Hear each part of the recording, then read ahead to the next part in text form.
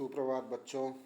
हमने रसायन विज्ञान भाग 1 के पहले अध्याय रसायन विज्ञान की कुछ मूलभूत अवधारणाओं के बारे में पिछले व्याख्यानों में पढ़ा है। अब इस अध्याय से संबंधित कुछ आंकिक प्रश्नों को देखते हैं। जैसे पहला है, एक द्रव जिसका भार 86.44 ग्राम है, वह 76.3 मिली आयतन घेरता है। द्रव का घनत्व सार्थक अंकों की उचित संख्या तक लिखिए। आप देखो, भार 86.44 ग्राम है, इसमें कुल 4 सार्थक अंक हैं, जबकि आयतन 76.3 मिली है, इसमें कुल 3 सार्थक अंक हैं। तो इसके घनत्व को जब ज्ञात करेंगे तो उसमें भी कम से कम सार्थक अंक होने चाहिए, यानी कुल 3 सार्थक अंक होने चाहिए। हल आप देखो, घनत्व बराबर द्रव्यमान बटे आयतन, यानी 86.44 ग्राम 4 सार्थक अंक बटे 76.3 मिली 3 सार्थक अंक। उत्तर आता है 1.1328996 ग्राम प्रति मिली। इसमें कुल 7 सार्थक अंक हैं, लेकिन चूंकि जो आयतन है उसमें केवल 3 ही सार्थक अंक हैं, इसलिए परिसीमन के पश्चात इसका जो उत्तर होगा वह 1.13 ग्राम प्रति मिली होगा। परिणाम भी 3 सार्थक अंकों तक ही लिखा जाएगा। अगला देखते हैं, निम्नलिखित निर्देशित इकाइयों में परिवर्तित कीजिए। 100 सेकेंड को नैनो सेकेंड में करना है, 200 किलोग्राम को मिलीग्राम में करना है और 1000 घन सेंटीमीटर को घन मीटर में। मतलब इकाइयों का अंतः परिवर्तन है। देखते हैं क्रम से एक एक को। 1 सेकेंड बराबर 10⁻9 नैनो सेकेंड। रूपांतरण कारक होगा 1 सेकेंड बराबर 10⁻9 बटे 1 नैनो सेकेंड। तो 100 सेकेंड बराबर 100 सेकेंड गुणे 1, यानी 10⁻9 सेकेंड बटे 1, यानी 1 गुणे 10⁻11 नैनो सेकेंड। वैसे ही 1 किलोग्राम बराबर 10⁻3 ग्राम तथा 1 ग्राम बराबर 10⁻3 मिलीग्राम, यानी 1 किलोग्राम बराबर 10⁻6 मिलीग्राम। तो रूपांतरक कारक I बराबर 10⁻6 बटे 1 किलोग्राम। 200 किलोग्राम ये हो जाएगा 200 किलोग्राम बराबर 10⁻6 मिलीग्राम बटे 1 किलोग्राम, यानी 2.0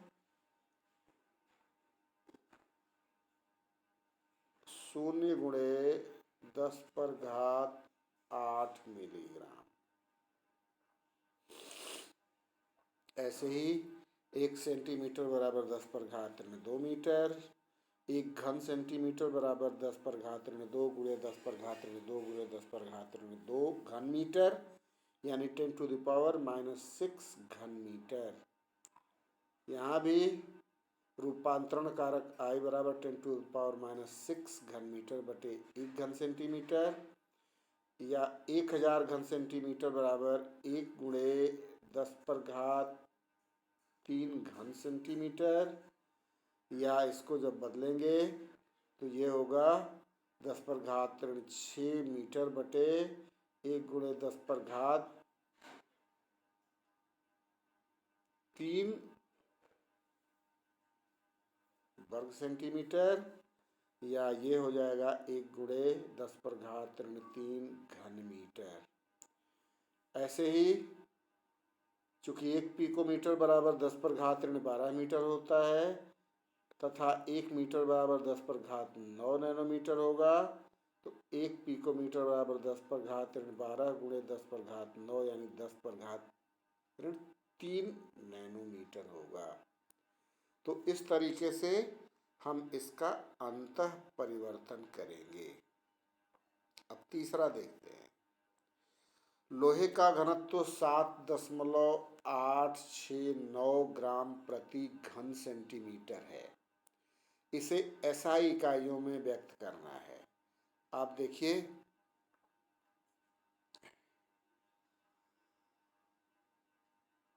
एसआई निकाय में घनत्व की इकाई किलोग्राम प्रति घन मीटर है।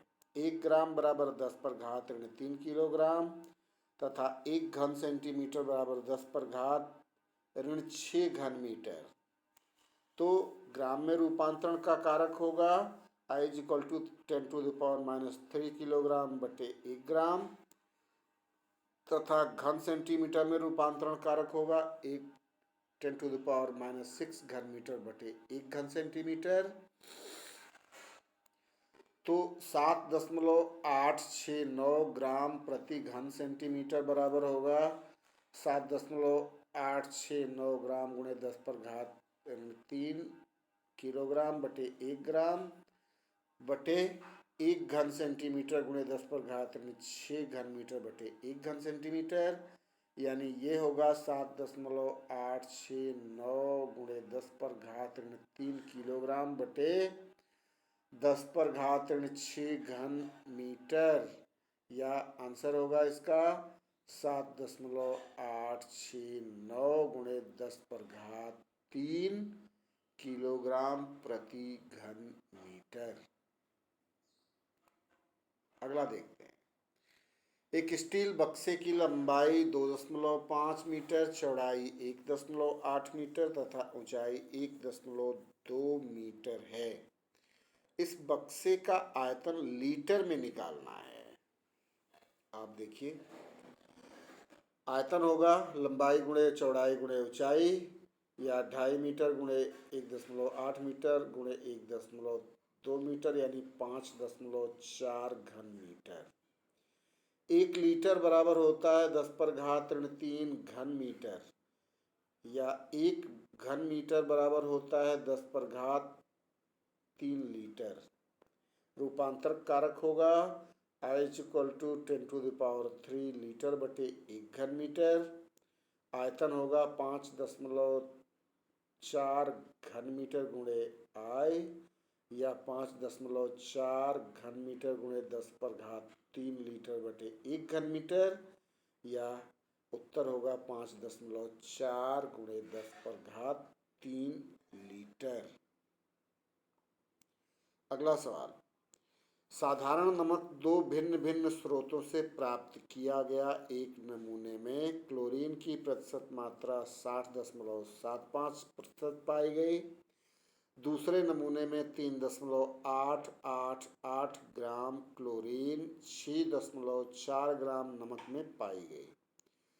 सिद्ध कीजिए कि यह आंकड़े स्थिर अनुपात नियम की पुष्टि करते हैं।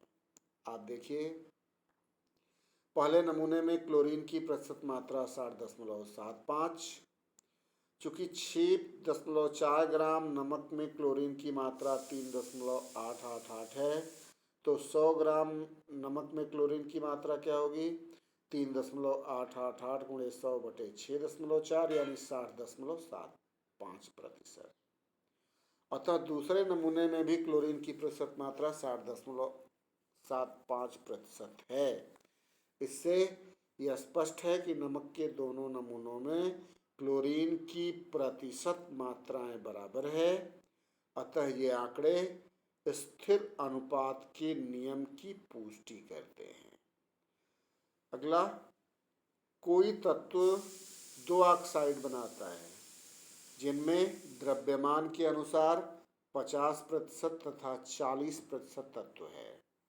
सिद्ध कीजिए कि प्राप्त परिणाम गुणित अनुपात के नियम का पालन करता है। आप देखो,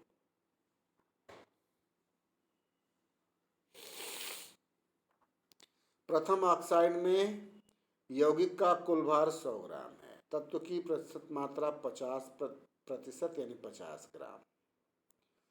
ऑक्सीजन का प्रतिशत 100 माइनस 50 यानी 50 हो जाएगा। ऑक्सीजन की वह मात्रा जो 100 ग्राम तत्व से संयोग करता है, 50 ग्राम तत्व संयोग करता है 50 ग्राम ऑक्सीजन से, इसलिए 100 ग्राम तत्व संयोग करेगा बराबर 100 ग्राम ऑक्सीजन से। द्वितीय में देखो, यौगिक का कुल भार 100 है, प्रतिशत मात्रा 40% यानी 140 ग्राम। ऑक्सीजन की प्रतिशत मात्रा 100 माइनस 40 यानी 60 ग्राम। 40 ग्राम तत्व संयोग करता है 60 ग्राम ऑक्सीजन से, इसलिए 100 ग्राम करेगा 60 बटे 40 गुणे 100 यानी 150 ग्राम ऑक्सीजन से।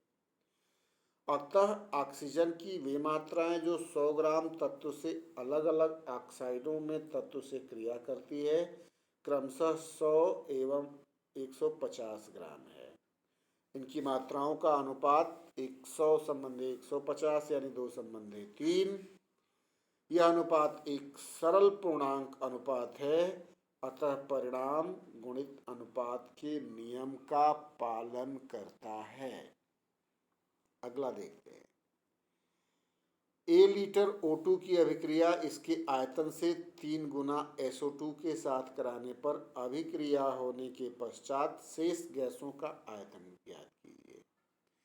रिएक्शन है 2SO2 plus O2 is equal to 2SO3। दिया हुआ है 3A 1A और 0। क्रिया के बाद A 0 और 2A। चूंकि 2 लीटर SO2 1 लीटर O2 के साथ क्रिया करके 2 लीटर SO3 बनाती है, अतः SO2 का शेष आयतन A लीटर होगा। SO3 का बना हुआ आयतन कितना होगा? 2A litre.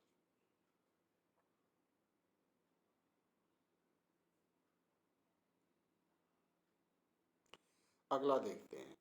निम्नलिखित द्रव्यमानों में ग्राम अणुओं की संख्या दिया हुआ है।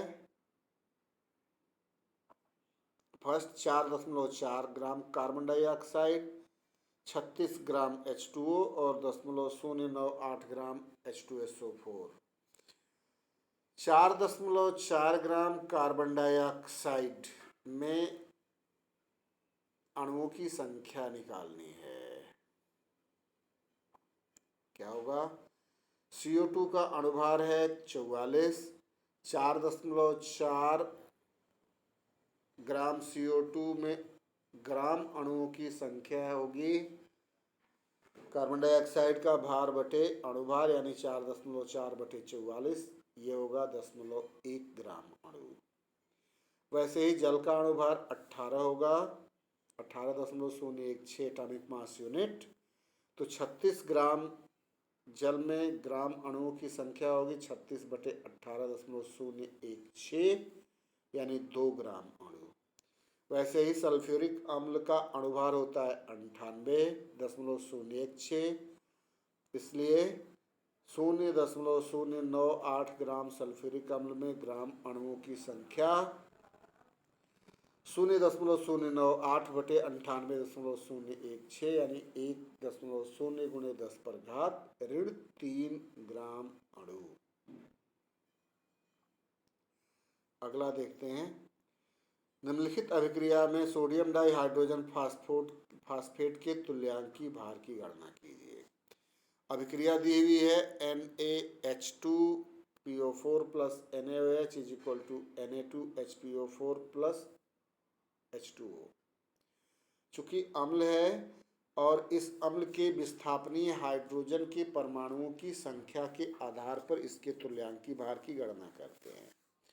इस अभिक्रिया में केवल विस्थापनीय हाइड्रोजन एक परमाणु है, इसलिए इसका तुल्यांकी भार इसके अणुभार में विस्थापनीय हाइड्रोजन परमाणुओं की संख्या यानी 1 की भाग देने से प्राप्त होगा, यानी 120 बटे 1 बराबर 120। किसी तत्व का परमाणु भार लगभग 26.8 है। यदि उसका तुल्यांक भार 9 है तो उस तत्व का सही परमाणु भार क्या होगा? संयोजकता बराबर परमाणु भार बटे तुल्यांकी भार, यानी 26.8/9 यानी 2.97। संयोजकता एक पूर्ण संख्या है, अतः परमाणु भार बराबर तुल्यांकी भार गुणे संयोजकता, यानी 9 गुणे 3 बराबर 27। ग्लूकोज का अणुभार ज्ञात कीजिए तथा इसके एक अणु का भार ज्ञात कीजिए। ग्लूकोज का अणु सूत्र होता है C6H12O6। अणुभार का कैलकुलेशन करेंगे तो ये होगा 180.156 एटॉमिक मास यूनिट, यानी कार्बन 12 6 गुणे 12.01, हाइड्रोजन 1.008 यानी 12 गुणे 1.008 और ऑक्सीजन 16 यानी 6 गुणे 16.0। चूंकि ग्लूकोज के 1 ग्राम अणु में अणुओं की संख्या 6.022 गुणे 10⁻23 अणु होंगे, इसलिए ग्लूकोज के एक अणु का भार होगा 180.156 बटे 6.00022 गुणे 10⁻23। यह आएगा 2.992 गुणे 10⁻22 ग्राम। एक एटॉमिक मास यूनिट के द्रव्यमान की गणना ग्राम में कीजिए। एक एटॉमिक मास यूनिट बराबर 1/12 गुणे कार्बन 12 की एक परमाणु का भार। कार्बन 12 का ग्राम परमाणु भार होता है 12 तथा परमाणुओं की संख्या अवोगाद्रो संख्या के बराबर होती है। कार्बन 12 की एक परमाणु का भार होगा 12/6.022 गुणे 10⁻23 यानी 1.993 गुणे 10⁻23 ग्राम। एक एटॉमिक मास यूनिट बराबर 1/12 गुणे 1.993 गुणे 10⁻23 यानी 1.66 गुणे 10⁻24 ग्राम। अगला, सल्फ्यूरिक अम्ल के 0.5 मोल में उपस्थित ऑक्सीजन परमाणुओं की कुल संख्या ज्ञात कीजिए। आप देखो 0.5 मोल सल्फ्यूरिक अम्ल में अणुओं की संख्या होगी 0.5 गुणे 6.022 गुणे 10⁻23 यानी 3 गुणे 10⁻23।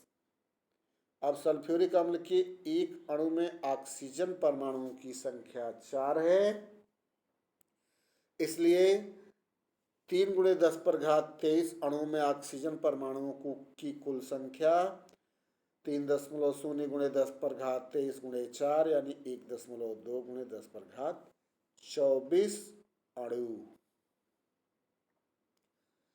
जल की बूंद जिसका भार 0.048 ग्राम है में अणुओं की संख्या ज्ञात कीजिए। जल का ग्राम अणुभार होता है 18.016। चूंकि 18.016 ग्राम जल में अणुओं की संख्या 6.022 गुणे 10⁻23 यानी अवोगाद्रो संख्या के बराबर, इसलिए 0.048 ग्राम जल में अणुओं की संख्या होगी 6.022 गुणे 10⁻23 बटे 18.016 गुणे 0.048 यानी कुल अणुओं की संख्या 1.604 गुणे 10⁻21 के बराबर होगी। एनटीपी पर किसी गैस की निश्चित मात्रा का आयतन 57 लीटर है। गैस के मोल ज्ञात कीजिए। एनटीपी पर चूंकि आयतन दिया हुआ है इसलिए मोल 22.4 किसी गैस के एनटीपी पर आयतन जो होता है 1 ग्राम अणु का या 1 मोल का 22.4 लीटर होता है, तो भाग दे देंगे 57/22.4 बराबर 2.54 मोल। आज के लिए इतना ही, धन्यवाद।